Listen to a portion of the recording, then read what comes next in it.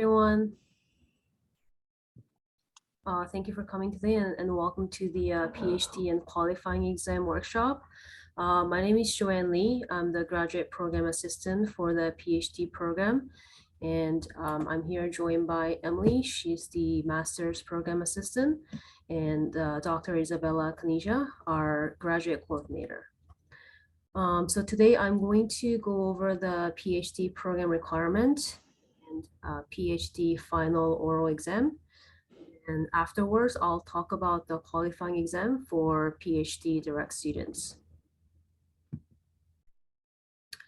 So for PhD requirements and exam eligibility, you must be a registered student to submit and hold the final oral exam. For course requirements, students are required to complete a minimum of 2.0 course credit for regular PhD students and 2.0 for PhD students. And for MSc 1010, as you know, it consists of 0.5 seminars and 0.5 credit for modular courses. Electives for PhD regular stream, and it needs to be letter graded courses, not credit or non-credit, and 2.0 electives for PhD direct students. For candidacy, you must have held at least 4 PAC meetings and must have an approved this topic for the PhD degree by the end of 3rd year or by the end of 4th year for PhD direct and transfer students. So when you complete your course requirements plus your PAC meeting, you will achieve candidacy. Then you can schedule your FOE. So final PAC meeting, when the supervisor and the PAC have approved the written thesis, a final committee meeting is held with a full practice oral exam to prepare for your defense.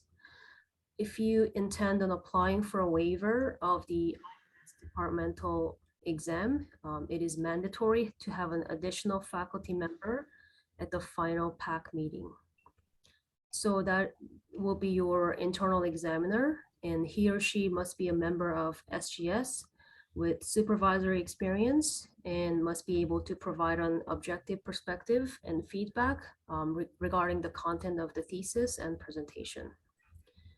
And at the end of the meeting, the committee will vote on your readiness for your defense, signs and completes the waiver form, as well as the page of your PAC report.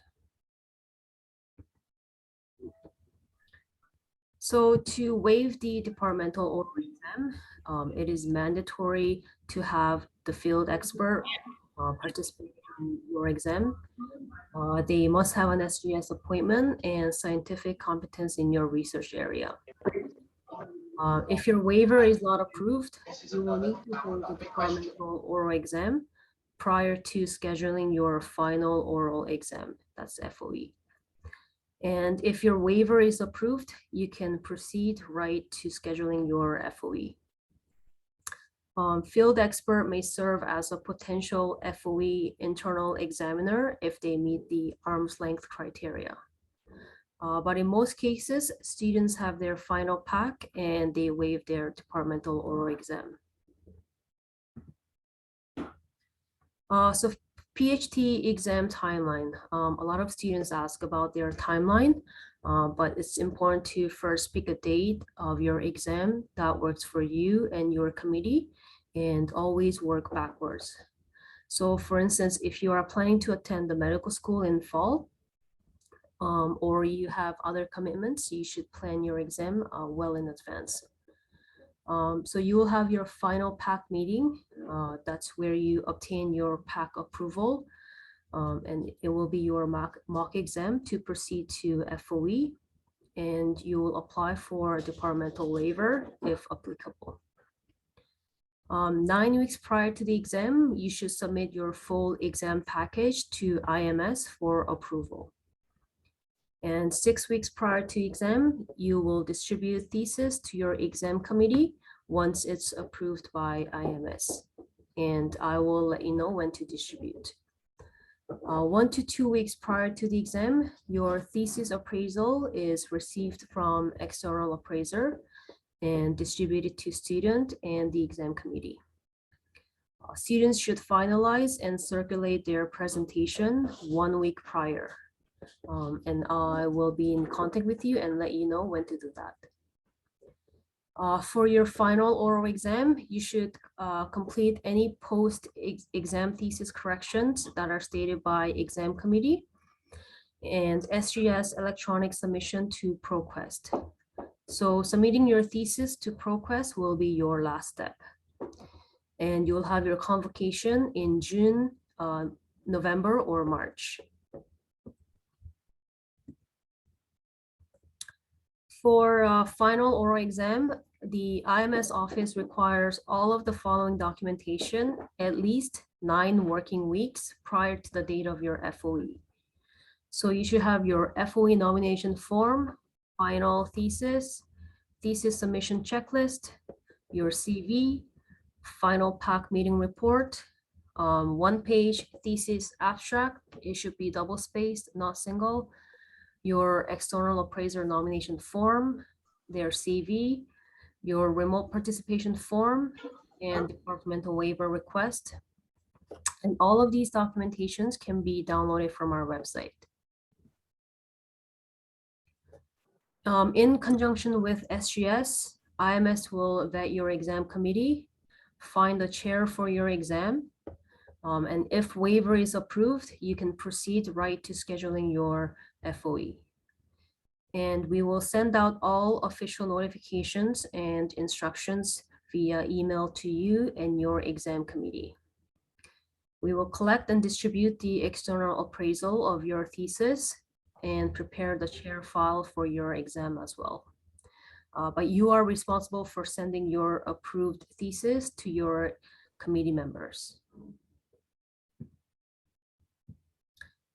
Choosing your external appraiser. So they must hold at least associate professor's rank. It cannot be assistant professor. And they must have experience supervising PhD students. And they cannot be affiliated with U of T or any of its teaching hospitals within the last 6 years. They cannot have collaborated with you or your supervisor in the last 6 years. So you can check that through PubMed by typing their names, and you can check their collaboration. And formal approval is made by SGS, so it's important to have a backup if you are not sure of their eligibility. And IMS provides $100 honorarium for writing the appraisal. U of T internal examiner eligibility criteria. Again, they must have an active graduate appointment with SGS, School of Graduate Studies. You can check their faculty list website, or you can also email Alicia at sf.medscience@utoronto.ca, because sometimes our website gets updated only a few times a year, so their names might not be updated yet. And they cannot have collaborated with you or your supervisor in the last 6 years. Again, check PubMed. And your supervisor is expected to contact all proposed examiners. For FOE committee composition, ideally we recommend maximum 6 voting members. So that'll be chair, who's appointed by SGS, your supervisor.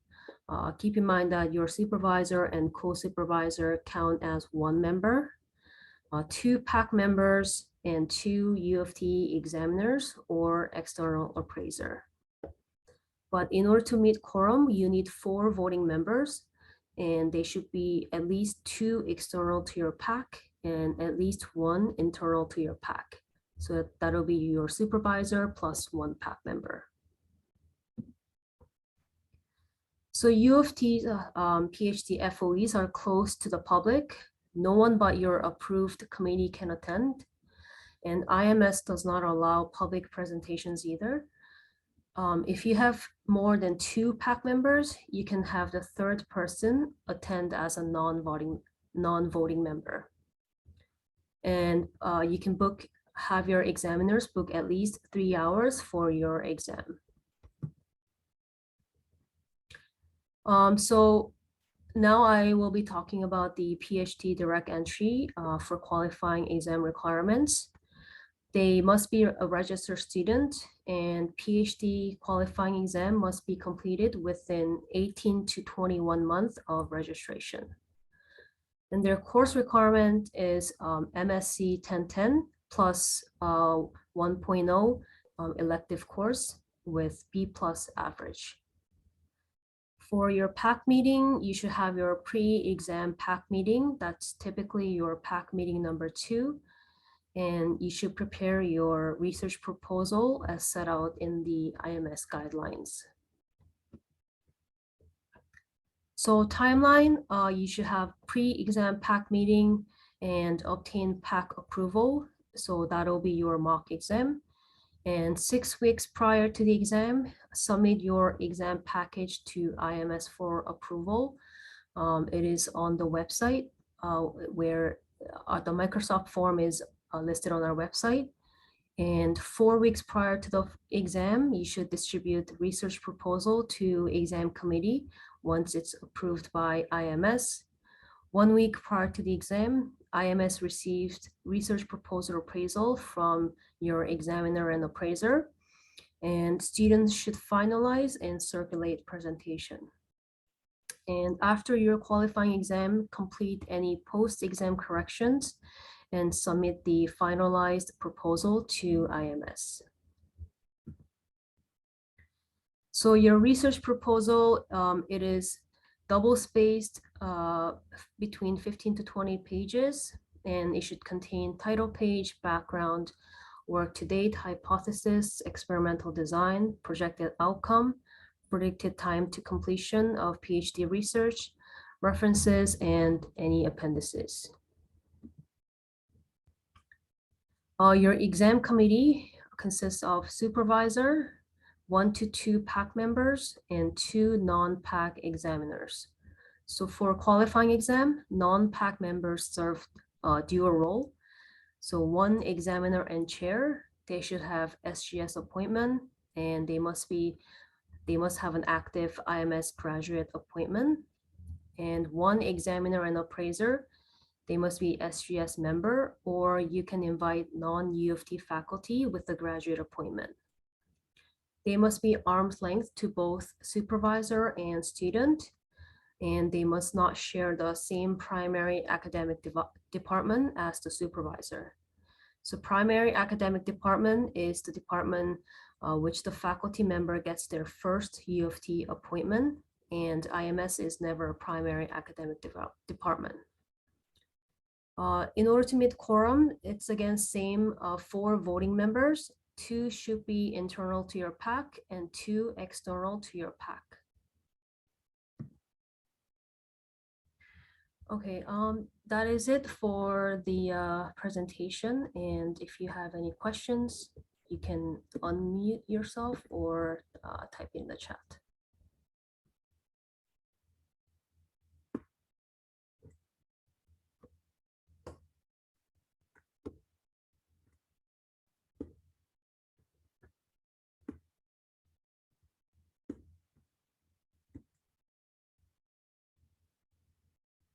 How can we access the recording of this presentation? It will be posted on our YouTube channel as well as TMRT Medicine Connect, and we will send you a notification. The slides won't be shared, but the video recordings will be shared. Recording in progress.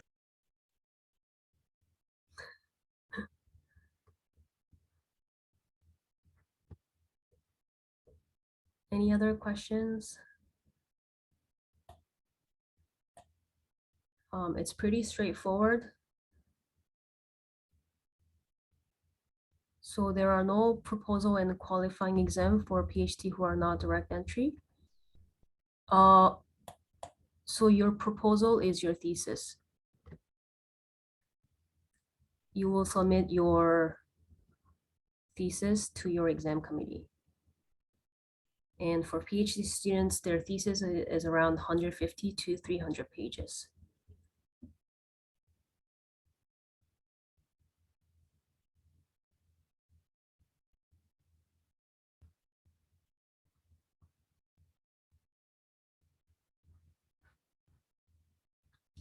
Any other questions?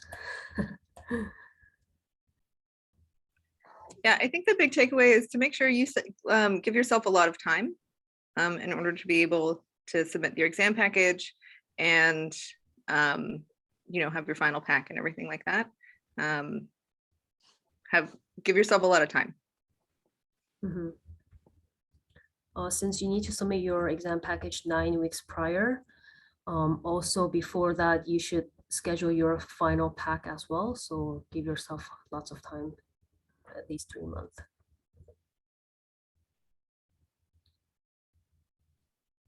If you have any specific question about your personal timeline, you can always contact me as well.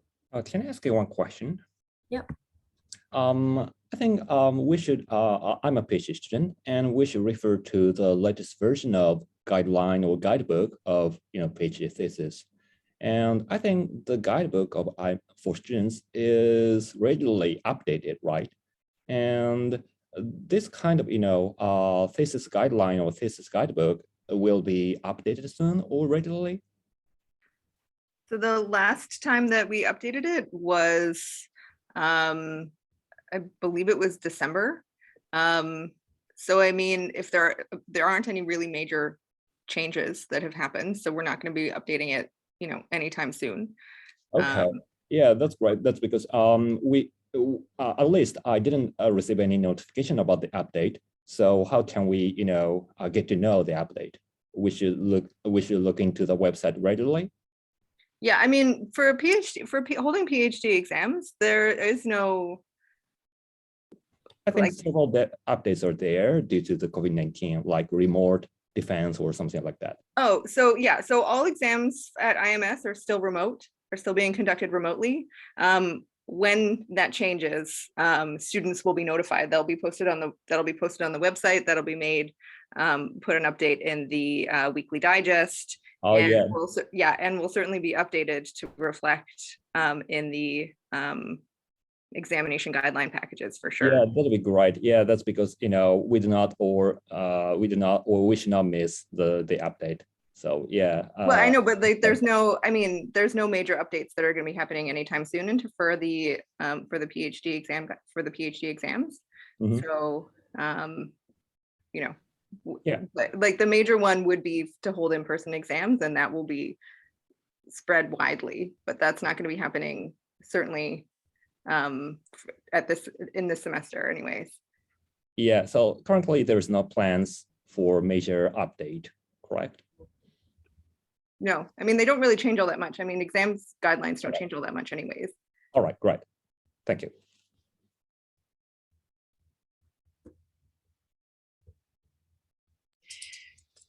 Hi, sorry, I missed pretty much the entire meeting. I was running late today.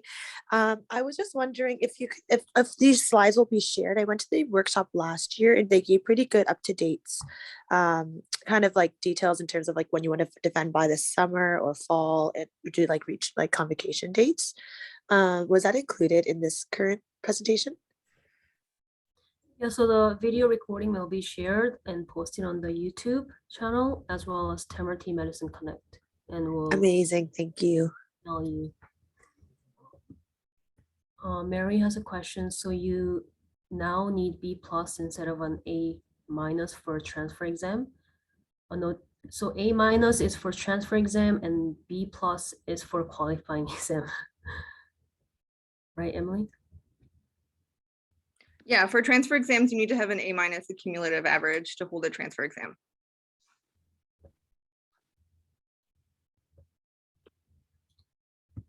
Qualifying exam is for students who are not coming with their master's degree.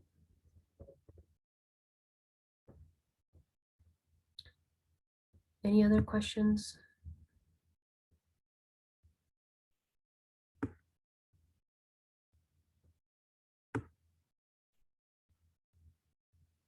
Okay, then we will end it here. That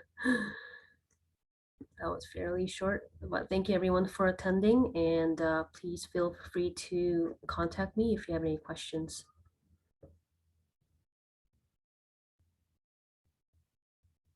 Bye.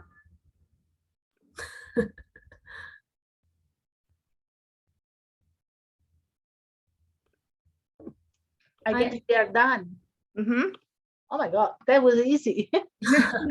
Thank you, guys. Yeah, that was, I'm surprised. Just wanted to confirm.